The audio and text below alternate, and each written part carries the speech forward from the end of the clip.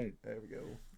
Let me know when you're ready. Hey, everybody! It's Friday, and we have started our AMA. And fortunately, I caught myself. I was going into a really cool story, reminiscing about the past. I kind of like to start off all of our AMAs, giving some backstory about the journey that Hmm. Sakib and I had. And we were talking about how the wire transfers they close over the weekends. So any kind of funds that we would Yeah. receive into our bank, we wouldn't be able to touch it if it came in late Friday evening until the following Monday morning. And in the bull Monday. run, things were just absolutely nuts. They were crazy, and the price would change dramatically over the course of the weekend. And so we were talking about how upset some people would get because the price changes over the weekend, and they would call us liars and thieves and fraudsters, but it's just the nature of the market, the nature of how you pay. And so I instituted a company policy that said, hey, from here on out, Fridays we don't take any kind of wire transfers or any kind of payments because we were dealing with too many headaches like that. We only do crypto Friday through Sunday. So Friday. And from there, I kind of Or any segued, other day, but yeah, into a story that we had about a client in Dubai. His name was Sajad. A really nice guy, drives a Bentley, really cool Bentley. He loves to drive fast like me. And yes, we have raced on the streets of Dubai, um, and he lost. I, but I won't go into that story. We're talking about how in the bull run people would literally just throw money at us, and I mean, Sajad was ready to do a pretty big project. He was going to do a third of a megawatt in a new warehouse in the industrial district in Dubai, and it was only like a third of a megawatt. I think 300 kilovolts or 3,000 yeah, kilovolts. Um, which is about 300 kilos. 50, yeah, 50, 60 machines. And thank goodness we talked him out of it because it was just totally the Mm-hmm. wrong time to get in the market. And we ended up setting him up in some sort of storage unit that he had that used to be a restaurant where you got better power and got a few miners running for him because we were just like, man, don't be crazy. But what's really Yeah. interesting now is, for, you know, less than what he was willing to spend in the bull market, you can get an The entire 300 kilowatt. megawatt. Yeah, an entire Yeah. megawatt of machines, which is close to 300 machines running. And we went to Sajad with our power situation, our super cheap power and everything. And Mm-hmm. Saki, we need to follow up with him because he never really got back with us. But it's so Yeah. funny how in the bear markets, that's when you should be, that's when the bargains are. That's when you should be getting into the market. Right. That's when you should be buying. Nobody wants to spend money in the bear markets. And it's Mm-hmm. just, we explain this to Sajad in the bull market. Like, now is not the time to buy in. Wait until the bear market. Um, and we ended up talking some sense into him. Like, he only bought like, 4 or 5 machines, right? A few, Um, yeah, few but yeah, machines. now that we're following up with him in the bear market, we're saying now is the time to get in. Like, he won't respond to us. Yeah. So it's just kind of funny how, Yeah. He's go ahead, Sagib. Go ahead. it's like it's because people that are not that haven't been through multiple cycles, that are not experienced in the industry, they just come when the hype is on. It's like they're only here when it's already too late, like right now. I mean, you almost have to go against what your conventional thought is to be successful in this industry, because if you're investing, if you're joining when the bull run has already started, the point of maximum opportunity is gone, and this is the point of maximum Oh, yeah. opportunity, but no one wants to get in at this time because they want to come in during the hype. Well, I mean, everybody knows the old adage, you buy low and you sell high. And so, I mean, that's, but you it's know, so hard for people to get that, like it's well, because it just goes to show like how much of this industry is completely run off of market sentiment, right? right. So if the Yeah. sentiment isn't there, like I get excited when I see all this depressing news about Bitcoin. When I see, Mhm. people coming on and saying, "Oh, Bitcoin's going to go down to 10K again," that puts butterflies in my stomach for a couple of reasons. One, it tells me where we are in the cycle. So I know where the psychology of Mhm. the cycle is. But two, it also tells me that the market sentiment's not there, prices are going to drop, and the good deals are going to start rolling in, Yeah. and it gets me excited about that. And while everybody else is like, oh, I lost my shirt, I got into this shill coin or that coin or whatever, Right. and lost it all. Well, you know what? This now is your opportunity. I'm not going to say buy back into that coin, but now is your opportunity to look for those new opportunities to make that money back. If you just give up now and you say I'm never going to touch crypto again, which I've seen lots and lots of people do, then yeah, you're Mm-hmm. never going to win at it. You've already lost, right? But if even if you take a marginal amount of money now and you put it back in and you put it right back into the right things. And if you guys want, just say in the comments, and I'll kind of give my 2 cents of what I think is going to, possibly be some big winners when things recover, when things Mm-hmm. go back up. Be more than happy to share that. Again, it's not financial advice. It's just, Yeah. sage wisdom from Our a guy that's opinions. been doing it. Yeah, a guy that's been doing it for a long, long time. Um, the, yes, Rebel. Like, That's usually example. how I lose my shirt too, is by throwing it on the floor. Also, my underwear.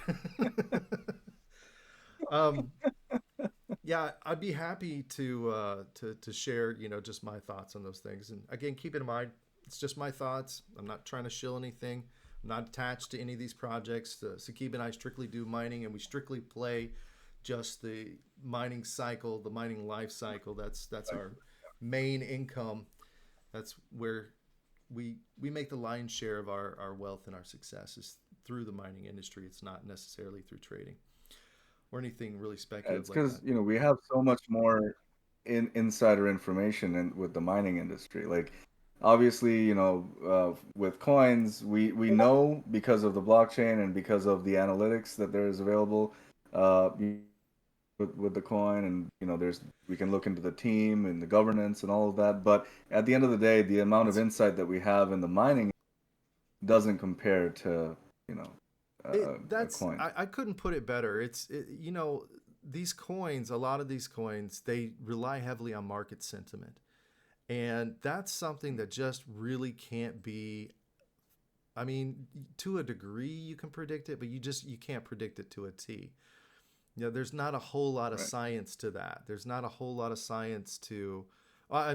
Maybe I'm misspeaking. Okay, because the thing is, the more you know, the more you find out you don't know. So I will say that I don't You know don't a know, lot right? about the science of the psychology behind, like the pressure for these When a coins coin to, pumps or yeah, whatever. to pump. Yeah. Yeah. I'm sure there is some sort of science or something about that, but what we do know is, they pump, and then we don't know the psychology of when they dump either. And so it's just there's a lot more risk. There's a lot more things that we don't have a finite or a fine grained control over like we do in mining. And just like Sakib said, we do have some inside information. I'd like to start off and share that with you guys. Um, did we? Well, I guess we're doing an article, right? So, I didn't. Yeah, I did an article. I didn't share it in the group because I knew you were going to share it during the AMA. well, So that's why we I do can the I can AMA, share the so link now. you guys can get the information first, straight from the source. Yeah. So let's kind of go over the major players in the mining industry, right? We have Bitmain. Everybody knows Bitmain. Bitmain's the OG, and then we have Bitmain's competitor. We can think of Bitmain as kind of like an Intel, right?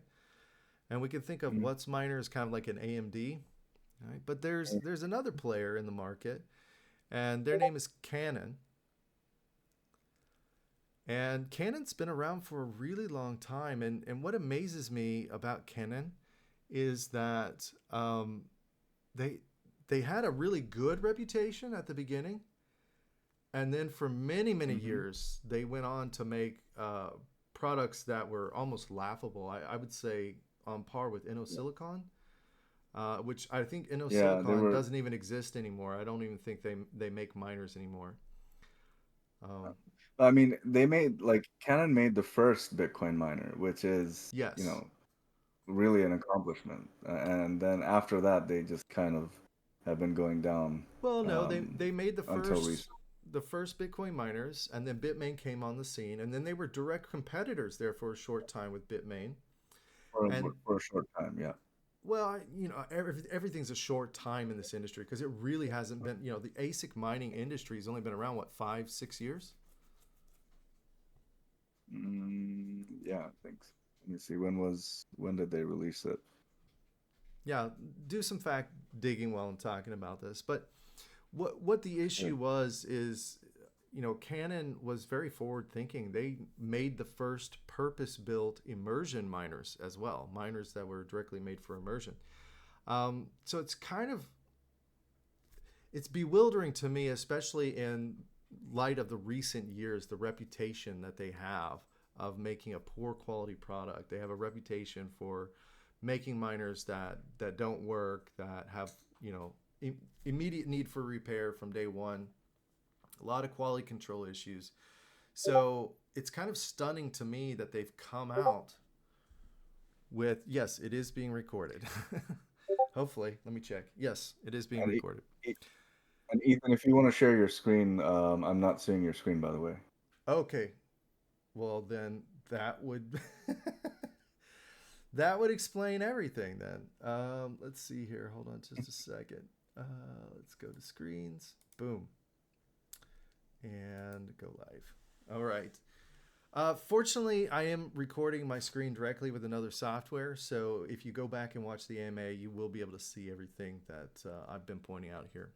But Canon has created yet again another new innovation in the mining space. They've created the A1466 miner that has just phenomenal efficiency to it. 21.5 watts per terahash. And again, this is an air cooled miner, and they now currently have the record for the most efficient miner in the market. It is the A1466i, with the I stands for immersion, 170 terahash at 19.5 watts, or joules a terahash. Joules and watts are interchangeable.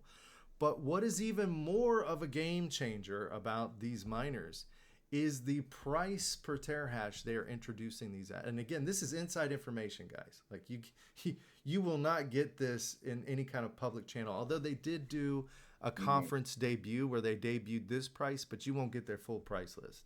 Only VIPs like me and Sakib, and maybe a few others, maybe some other Chinese have access to this kind of information. But when you've been in the mining space as long as we have, you make connections, especially with the manufacturers, and you're able to get this inside information before anybody else does. But if we look in comparison to Bitmain's most efficient miner, right, which is the S19 XP Hydro, and it does like what, 20.5 watts per terahash to keep? Can you spec Yeah, that out for me? 20.5. Yeah, All right. sure.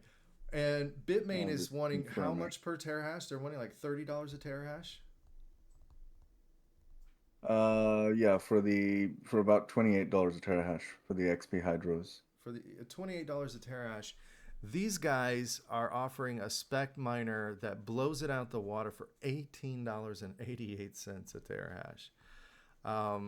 With their 135 terahash model, 24.5 watts a terahash, more efficient than the WhatsMiner M50s that we're considering for this project, and they want $11.88 a terahash. It's just that's that's going to cause some very interesting things to happen in the market. That's going to cause the price of Bitmain and WhatsMiners to go down as well because they're going to have to compete with that.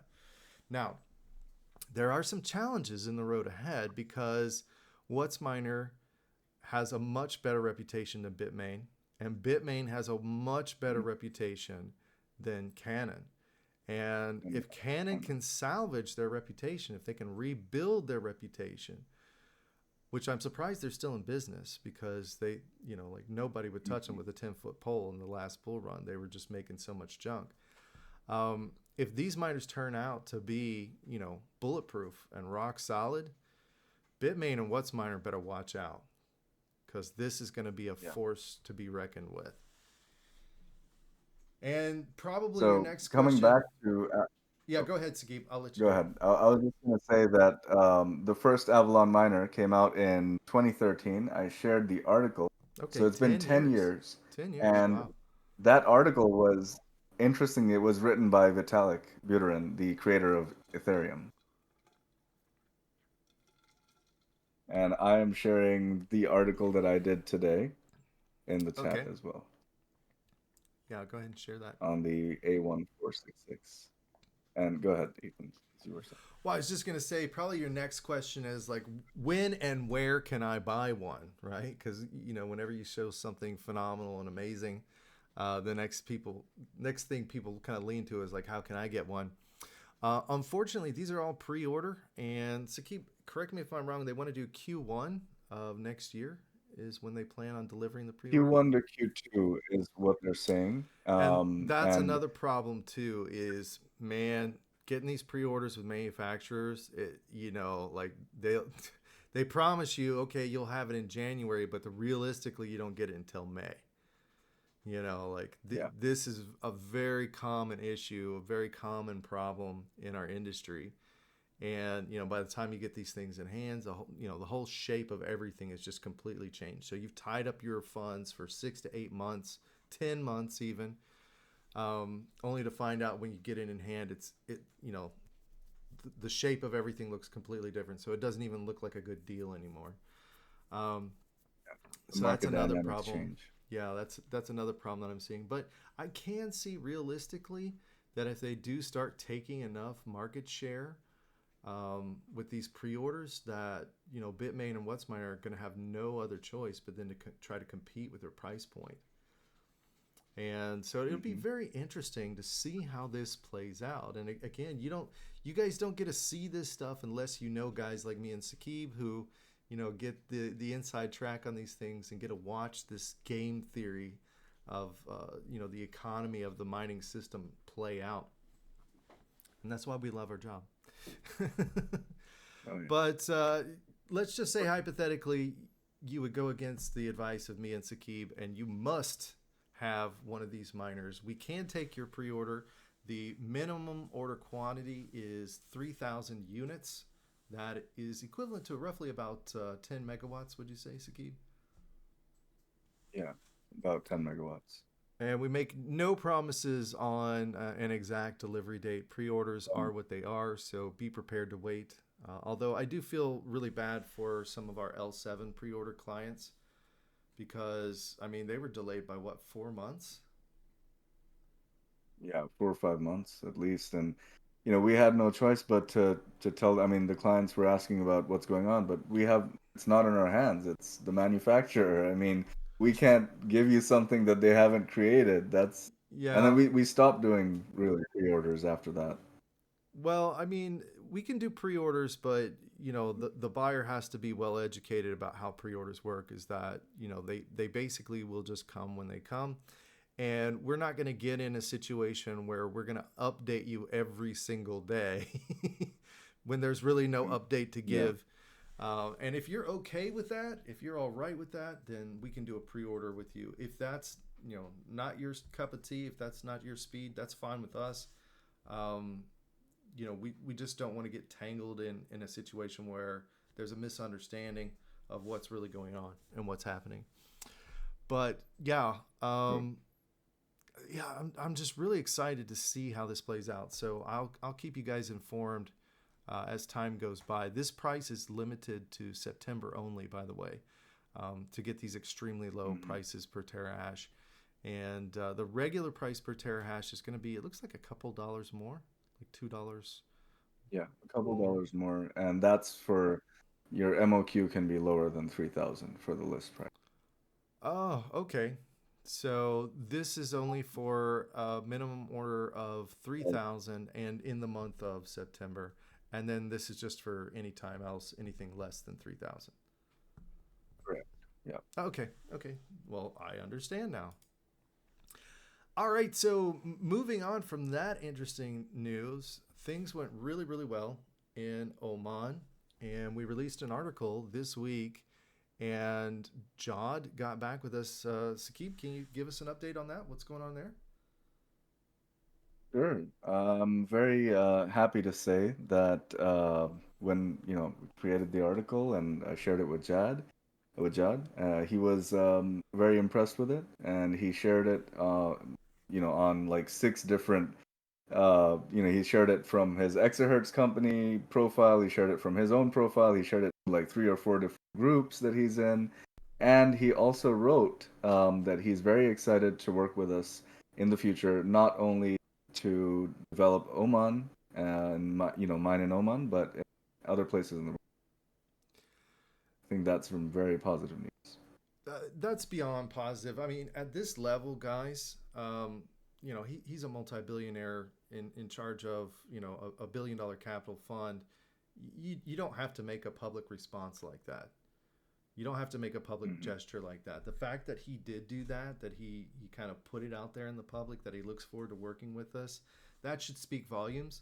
I'm a very discreet person when it comes to these things. If you guys are a part of our other verified channel, I'll be able to share more. But to the general public, all I can say is, you can kind of read between some lines there and see that um, there's a lot of potential. There's a lot of opportunity that we're working on to grow things with us, and I'm excited about that. I think you know being able to share this with you guys at this level, it's something that no other project. I mean, all these other projects, they're just about their project, right?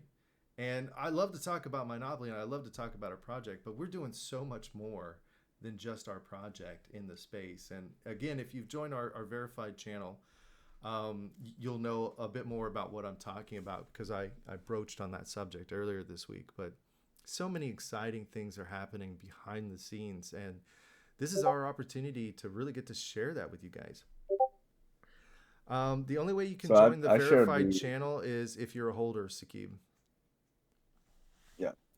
The ver- So yeah, the verified channel is only open to holders in the Monopoly project. It's not open to the general public. So, yeah. send me. So if you're a holder, send me your send me a DM. With your wallet address, I'll confirm that you're a holder, Yeah, and I will add you and to the channel. then add them to the channel. Um, what did I wanted to do? I wanted to go into the minutia of mining because I think last week I watched an AMA and I just heard a lot of stuff that it didn't make sense to me. Um, well, I'll try to keep it really really polite because I can. Sakib knows like I can lay somebody out when I want to, and this week I've been. I don't want to say cranky, but I just haven't been as patient and as kind and as tolerant as as I normally can be. But um,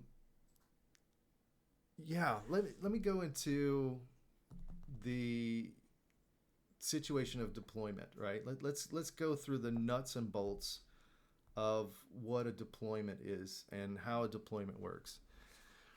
So when we say deployment in the industry, it means that we're moving miners from one place to another. We're deploying them on shelf on an operational site.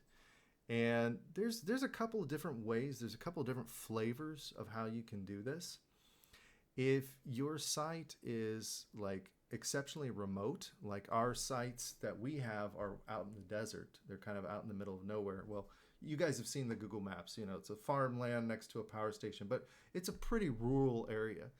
And so the system that we use for deployment, and Sakib, can you queue up a few videos? Can you queue up our deployment warehouse video Sure. in Dubai, and also queue up our deployment that we did last September, or not last September, 2 years ago in Kentucky.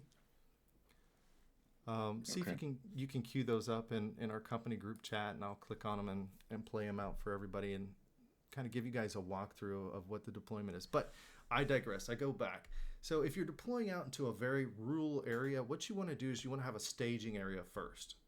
So you want to receive all the miners kind of in an urban setting, in an urban stage, like we have in our warehouse. You want to unpack everything. You want to inspect it. You want to test it. If you're going to do any upgrades to the firmware or anything like that, you want to get all that done. You want to set up all your IP addresses and your pool information, all that stuff in the staging area.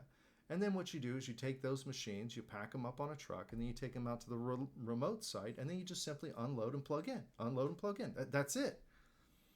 You don't need to do anything, any more special configuration. Why? Because you did that in your staging area.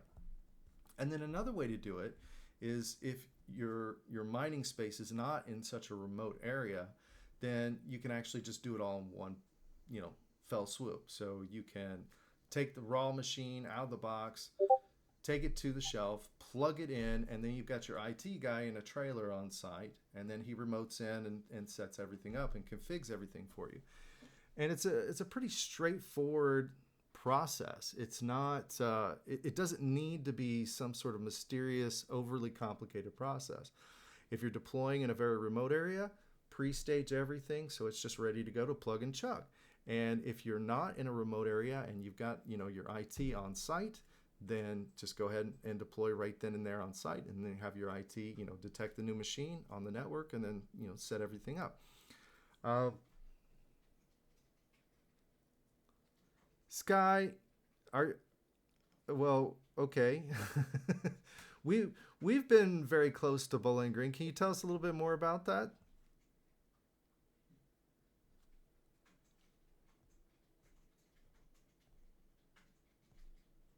We'll give him a chance to type. Sakib, do you have any of those videos queued up? Yeah. Yeah, I'm just trying to get that And I over believe to you we've here. shared these So already previously. I just like to to bring it up. here, I'm trying to Yeah, I know a try to lot reply to about them here. Bowling Green. I there's a very large farm just outside of Bowling Green, and we did a large deployment there. All right, so he knows a bit about it. But literally at my age, and I'm not saying that I'm a spring chicken or anything. What is this? Is this the? Wait a minute. This is the Bitmain site, isn't it? In Rockdale. Yeah, Yeah, this is the in Rockdale Rockdale. site. But That's I'll right. go ahead and show you guys the Rockdale site. Let me zoom in here a little bit. This is a gigawatt facility, and I don't know why this video. Can you show the Kentucky site, Sakib? But let me pause Sure. this. Like basically, each one of these aisles, as far as the eye can see, these are all containers, and in some of these aisles, they're actually double stacked. So there's a container on top of a container, and we were we weren't really a part of this deployment, Sakib. This was when I was still with Scott Offord. But this is Yeah. this is basically Bitmain's private site in Rockdale, Texas, that me and Scott Offord went to back in the day. And as you can see, it's just massive. These are all ant boxes, and I don't. Where did you even get this video? I didn't Yeah, even know I'm we just had this video, right? yeah, I'm Um, scrolling through here. I think I found the one okay. that we're looking for, or one of Yeah. the This is the ones. one I was looking for. So this is a deployment we did Okay. in Kentucky, just outside of Bowling Green. Not going to get any more specific than that. But we deployed all of these. Like this is the afternoon. You can tell by the sun shining. We deployed all of these. We started about what I'm going to say 7:30, 8 o'clock in the morning, and by 2 p.m. this is how many we deployed. And it was just me and two other Hmm. guys. Um, Look at those massive transformers. I'll give you an idea of just how big that that's how it is. But this is myself and two other guys. So, and we deployed all these machines. And per pallet, there's 18 machines per pallet. And if you count them out, I think there's a little more than 10 pallets here. But these boxes are all empty because we've already deployed these. So the idea that, you're deploying, like, dealing with 1 megawatt container and like, oh, I'm so exhausted. I'm so tired, like, and he's sweating. Like, it's kind of laughable to me because I've actually done the work. I've actually done these Hmm. deployments. Um, and, like, I'm here. I am in the afternoon, like full of energy, recording everything. Like I'm not exhausted. I'm not tired. I'm not out of breath in the video. So it's kind of laughable to me. It almost feels like somebody's putting on a show when Yeah. I've actually done the work. I've actually been there. I've actually done it, and we actually played games. We had fun doing this. So I would set up a pallet race. So we had, two other guys, and I said, this is, pallet A, this is pallet B. You each get your own pallet. Whoever finishes, you know, unloading this pallet and putting them on shelves and plugging them in, getting them operation, you get $100. And like I was cash apping money all day that day to people. I was coming up with another little game, another little plan. I mean, we were having fun with it. Um, it definitely wasn't something that we were exhausted or like ruined us or anything. And we woke up the next day and we did it again. We did this for like almost a month straight, right? Every day we were Yeah. deploying It like a, was a a little megawatt. bit So over a month. all Yeah, I mean, all in all, it was like 30 megawatts that we deployed at this site, and I had fun. For me, I had fun. I love doing this kind of stuff. I don't know why it's playing like double speed. Is there? Yeah, I've got like some sort of setting here. Put it back to normal. Um, and these, Trying to these find the these video. aren't like S15s or something like that. These are the S19s. These are new generation machines. They're not some sort of old ancient machine or some it's not like we were cheating. Let me put it that way. It's not like we were dealing with super lightweight machines. These are brand new, fresh from the factory machines. And because we had the IT, you can see this trailer right here in the back. We had IT on site, so these were just take them out of the box and put them on the shelf and plug them in. And one thing I didn't tell people is before we put the new machines in, we had to take the old machines out. So, Yeah. yeah, right? So, this is after we took the existing old machine, took it offline, dusted it off. We had to blow it out and we had to put it on a pallet and get it ready to ship to another place or be sold or whatever. And then we had to replace it with a new machine. So, it's two times the work, right? It's taking out the old machine, putting the new machine in. Um,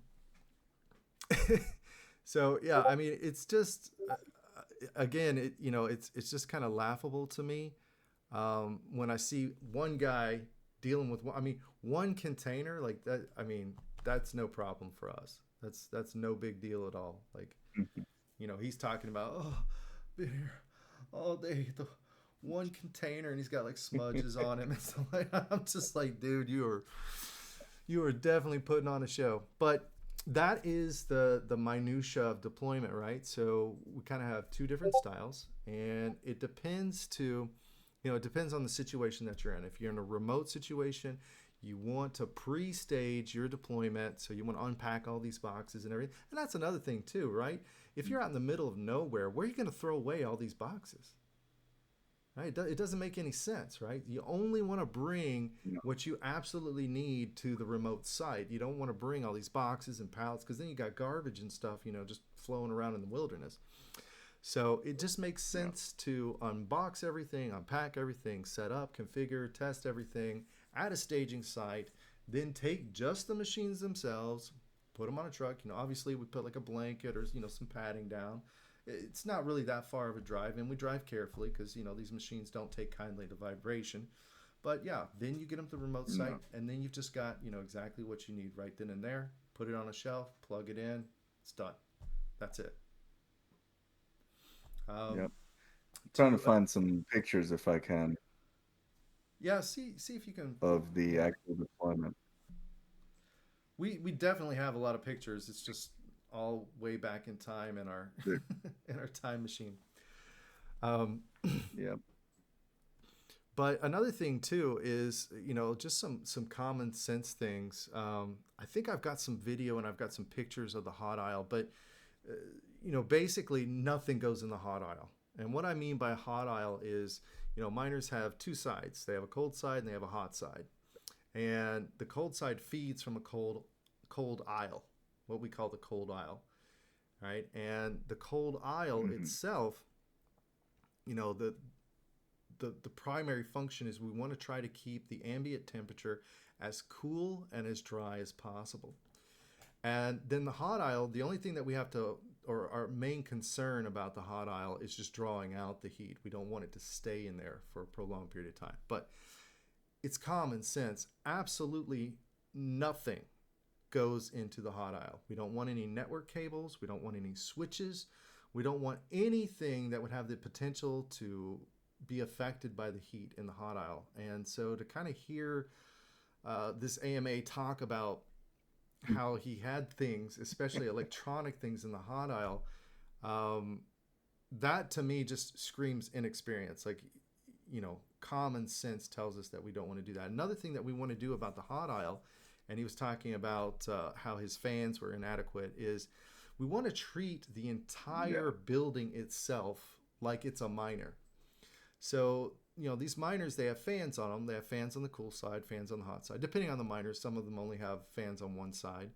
But, these fans, they fail. They break. And so the idea is that you want enough air flowing through that even if all the fans and all the miners fail, there's still being enough air drawn through the machines themselves to maintain some sort of level of cooling, or at least within a margin to where the machines don't get damaged. And so we try to treat, Right. we if you look at a miner, it's basically a shell that has fans on either side.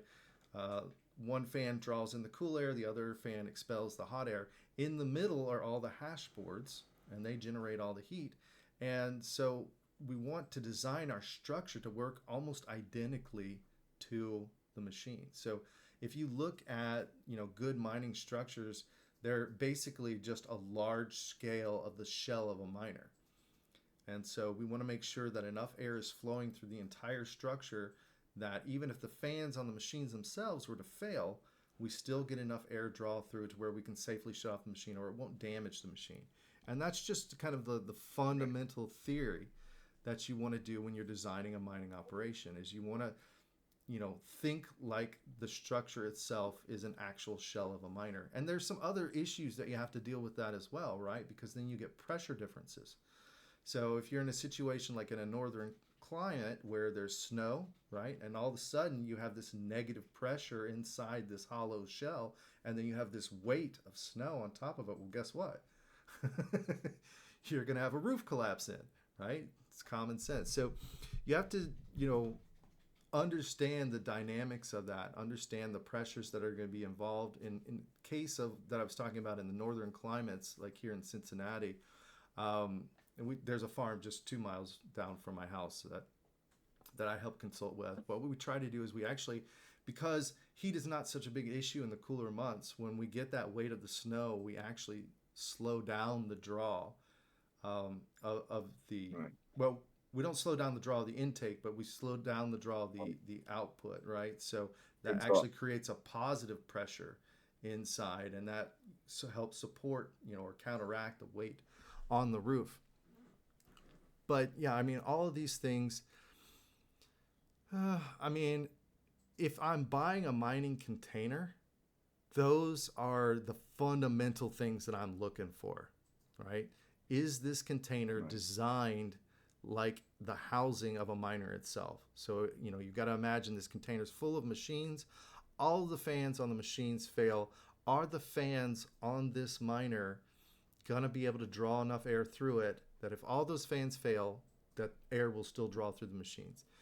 And if you're just not looking at it that way, then yeah, you're going to be riddled with all these problems. So if you're not doing the fundamentals of taking care of your hot aisle, and by the way, hot aisle, nothing goes in like pieces of paper.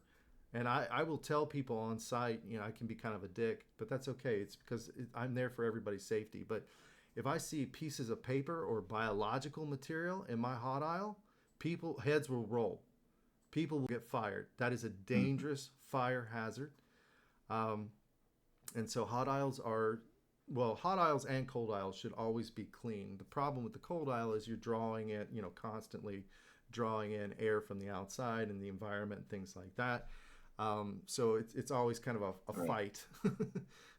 It's a battle, if you will, of man against nature and just the elements of things. But so I'm a bit more tolerant of things on the cold side getting a little bit dusty, but on the hot side, that is completely unacceptable.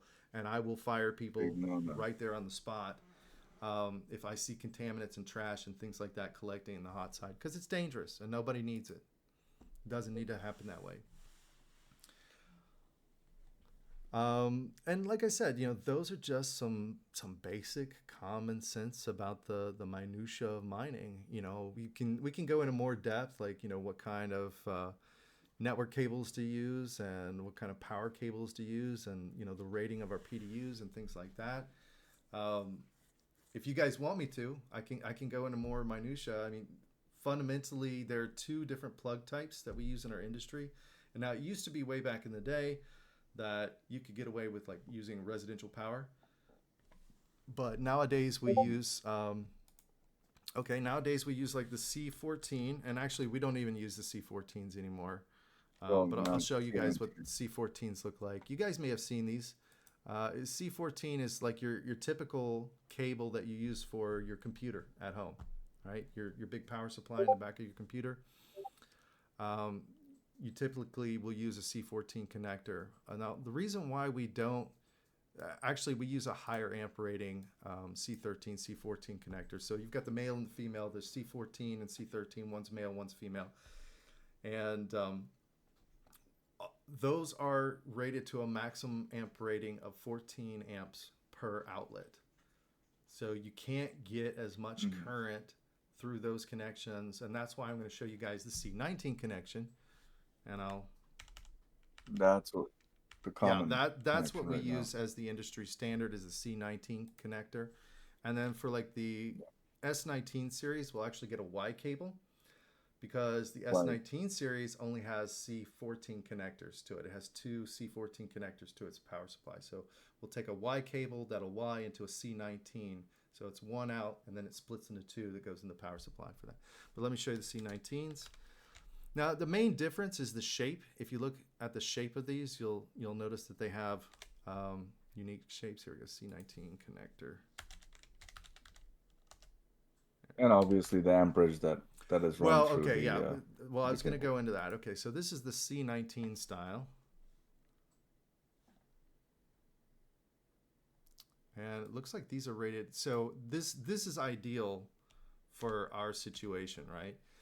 So the C19 Mhm. plugs themselves are rated to 16 amps, but you want your wires to be overrated because they're constantly running at a Right. max draw.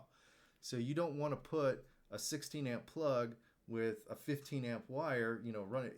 It'll work for the short time, but for, the For longer for a little duration, while. over the lifetime of it, that wire is going to start melting. And that's what happened with Sajad because he tried to skimp out. And we told him, don't Yeah. get the cheap connectors, don't get the cheap wires, Sajad. And like, a week later, he's like, oh, it melted and it threw the circuit breaker. um, but yeah, so we use the C19 connector because it allows us to draw more amperage and it allows us more flexibility with different miner types. Like, for example, Watts miners, they all run off of C19 connections to their power Hmm. supplies. Canon also runs C19 connections to their power supplies. Same Bitmain's the only thing. one that still uses the C14 style.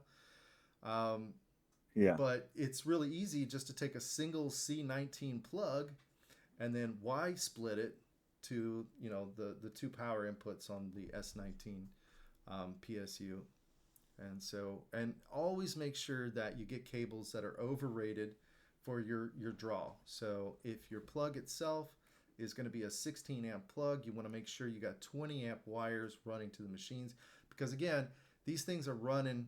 You don't want them running at the red line 24/7. They're not going to be reliable, right? So if it's rated to 20 amps and you're only running 15 amps through it all the time, well then it's well under spec and it's not going to fail on you. Right? So And that's kind of why home mining is not really possible anymore because, whenever you have 20 amps on one circuit in your house, that's usually using an AC or, using already something that's drawing some power. And so not really able to mine it at your house unless you have a specific Well, I mean, 20 I've amp. got all, Uh, like I ran, because we've got 200 amp feeds in, and I right. just merged those together and got a like a 240 or something like that. But the thing is you're at 20 amps each machine. Let's just say You're pushing it. theoretically, okay, theoretically 20 amps each machine. You're only going to be able to run like 5 or 6 machines, and that's it. And that's going to be drawing a lot of residential current too. Um, yeah, that's what I did. Rebel is I went in and I actually put in a dedicated PDU. Um, That's yeah, what you got to do. that like I just ran a hard line to the PDU, and then I've got my C14s out of the PDU because now we use C19s, but there was a brief time when I was way back in the day when I was doing the home minings, we were doing it with the C14s. But C19s are the standard that we use, and that's what we use in all of our builds now. We will not use PDUs that are anything less than C19s. And that brings me to the next segue: is what is a PDU? You guys may have Hmm. heard that jargon before. Should I get a? I think I've got a demonstration model. So Sakib and I used to build our own Yeah, PDUs. Let me see if I can pull that out of the closet here real quick. We're gonna get into some that would fun be awesome. stuff. Yeah, this is back when we used to make these PDUs for our own operations, and Look at this. should I have got it that. right here in the closet. Um, I don't know if you Awesome. guys can see this. This is actually a C14 PDU. And Hmm. basically what this is it's a glorified power strip, right? Everybody's got a power Yeah. strip behind their TV or their entertainment center or whatever, where you've got one plug in and then you've got multiple plugs out. And basically, a PDU, a power distribution unit, that's exactly the same thing. It just does it with a lot more power. And it also has this this really cool beefy. C63. Yeah, I'm sorry. What is this? PDU has a really I big believe it's butt. a C63. Yes, it Really is. big butt. Yeah, C63. Well, what this is this is actually a display sample. So this is not the full PDU. The full PDU is actually, what was it, 3 banks of 4, Sakib? All right, so The full PDU is three is banks of four, three banks of 12, but 4. now we have 24 even. Okay. Well, anyway, just for this purposes, so this is not meant to be the full size. This circuit breaker is actually meant to circuit break over 3 more banks of 4 plugs. So this is just kind of a little mini Right. version so I can show all the pieces and how it works. And unfortunately, I don't have my screwdriver with me, or I'd open it up and show you the insides. But it's pretty straightforward. You've got your master panel, right? That you get your electricity from outside, goes into your master panel, and then your master panel has a circuit breaker on it, and usually it's a combination of like 3 or 4. Well, it depends. If you're running 3 legs of Ground and power, all that stuff. But yeah. anyway, you would run each one of those legs into your PDU, and then you would terminate in there with the line, neutral, and ground. And and it just plugs in. Just 3 simple connections in there, and then you start plugging in your plugs into your C14 ports, and then straight into your miner. Now, one thing that's very interesting to know about the S19 series is you cannot mix lines. So all of these, Hmm. this bank of 4 power ports here, they're feeding off of one line in that comes off of your 3-line feed. And if you were to mix, like if you were to plug one plug from this bank and then the next bank, which is a different line, you were to plug that into your S19, you're going to blow your S19 up. So you have to make sure Yeah. that these 2 ports, are dedicated to one S19. These 2 ports are dedicated to one S19. You can't mix and match them, or you're going to blow things up. And again, that's another thing that you only know about this industry if you've been there and you've seen it happen. And I've seen it happen. It's like watching fireworks go off. It's not fun. Because at this level, you're not dealing with residential power anymore. You're dealing with, pretty scary amounts of electricity. You know, 20 Yes. amps into the human body is not a pleasant feeling at all. I don't know if you guys have ever been electrocuted or shocked before. Um, 20 amps can kill you.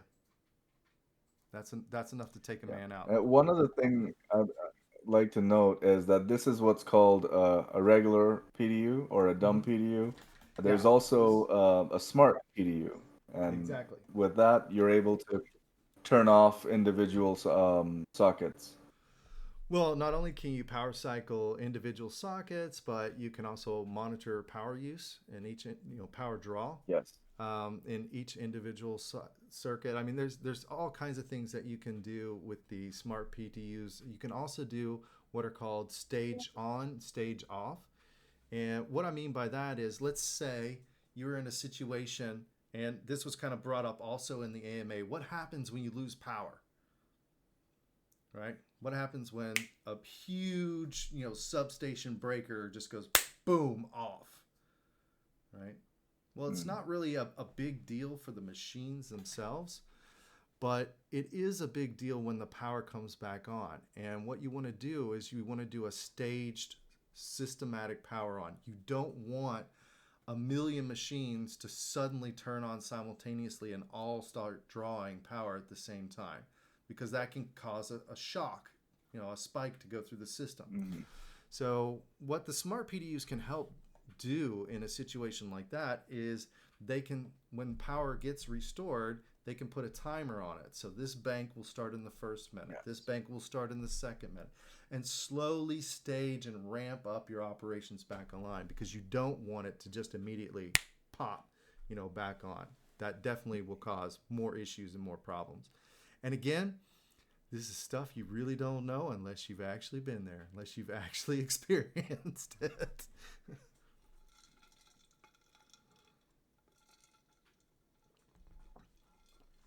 Skib, do you have anything to add to that?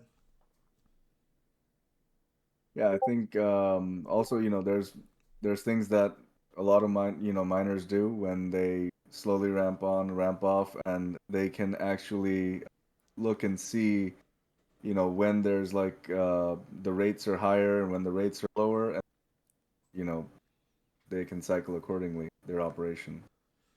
Well, another thing that I want to point out, and this again comes from a real world experience situation, is we had a site, they didn't have redundant internet, and there was some sort of, it was a rainy day, there was some sort of car crash, and it took out the internet. And so the miners were running, and they were running on site. Oh, Oh yeah, you this one, remember yeah, this I story, remember. right? Yeah. So they were running Yeah. on site, and they weren't able to generate any hash because they didn't have an internet connection. And the electricity cost was costing them, I think, $30,000 an hour to run these, and they'd already been running for a couple of hours without internet, so they were what, down 60 grand. Um, the same token, though, this is when S19s were like 12, $13,000 a pop, right?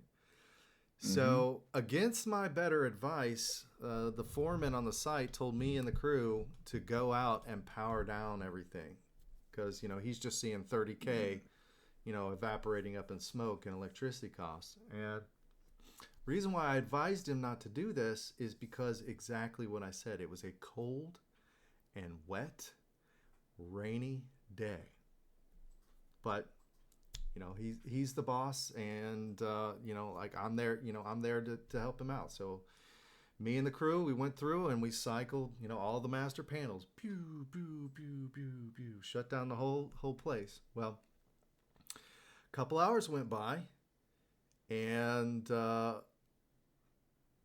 internet was restored, came back. And so guess what he told me to do? Go back in, turn it all back on. So we went through and we staged it back on. Can anybody imagine what happened? What was the result of all that? What happens next? Any I'm not, guesses? I'm not gonna say. Okay. Um, well, yeah, without further ado, I'll tell you what happened. All this damp, Dude got fired. moist air condensated into these machines. Yeah, that's exactly right. Shortage. And so when we powered all these machines back on, it was helter skelter. Fires, electrical sparks throwing everywhere, wires shorting out. And what ultimately would have cost, I don't know, I'm going to say maybe 100K in electricity of their entire outage.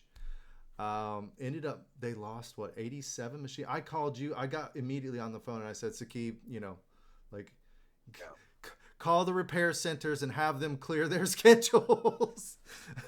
I was like, we got a load coming your way, but it was like 87 machines at Yeah, I remember that. Yeah. 87 times 13,000. 13,000. Yeah, $1.1 million is what their loss was on that. So yeah, and again, these are things you only learn with experience. You have to live through it. You have to be there to really understand it. Um, yeah, $1.1 million. That's just the material loss. Now you got to also understand those machines couldn't mine Bitcoin, so there's an additional loss, that loss of Yeah, accumulated coin on top of that. it's a And double whammy. yeah, so the moral of the story is if it is a cold and wet and rainy day, at the very least, don't shut down your entire operation. Maybe shut down half of it, or just keep minimal, whatever you need to keep that warm, static air in the place so there isn't that condensation, because that was an absolute disaster. That was a nightmare. And again, I was there. You have to be there. Like, I wish I had video of it. You guys would be like, wow, look at all those lightning bolts going everywhere. But yeah, that concludes our AMA for today. It was great talking with you guys, great sharing with you guys, great going into those minutia, going into the detailed experience that Sakib has, and showing you guys like we build our own PDUs. Like, why buy when you can make your own? That's the level of experience that we have, and that we're bringing to Monopoly. And yeah, it's great talking with you guys. And look Looking forward. forward to Now seeing I have everyone to again let next week. everybody know next week I will not be able to do an AMA because I will be on a plane back Oh, right. to Dubai. But Sakib, perhaps we can do Monday, or maybe even Sunday. Sure. We'll play it by ear, guys. We might do it early on a Thursday. We might do it late during the weekend. But I definitely want to keep having AMAs with you guys. I love sharing my stories. Anybody who's willing to listen to me, I love sharing that, because I really have seen a lot of really crazy, cool things that I think the general public would be interested to know about. And with that said, Yeah. you guys have as always, have a wonderful and great weekend, and we will see you guys next time.